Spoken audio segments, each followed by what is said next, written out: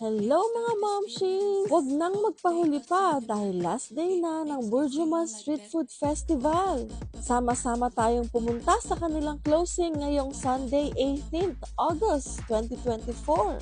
At bisitahin ang ating mga paborito. Sa sobrang dami ng choices, hindi na namin alam kung anong uunahin namin. Dahil dyan, let's go sa mga classic. Dito ay available ang iba't ibang cuisines at lalo na ang mga Filipino foods. Sa sobrang daming choices, gusto mo talagang matikman lahat. Kaya naman, trinay namin ang masasarap na halo-halo at puto bongbong ng kain tayo. Fried noodles, siomai at pancit luglog ng merienda. Harap na choices ang sa malamig ni Merienda Juice Corner. The best yung magic water nila. Binatog at taho from DXB Taho. At ang samut-saring street foods from Mr. Kicks. At sinamahan pa ng Crispy Giant Squid from MK Indian Street Food. Grabe, lahat talaga ay masarap at affordable pa.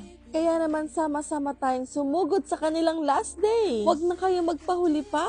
Pumunta na sa Burjuman Mall at puntahan ang Burjuman Street Food Festival at bisitahin si Kain Tayo, Merienda at Merienda Juice Bar, DXB Taho, Mr. Kicks, and MK Indian Street Food.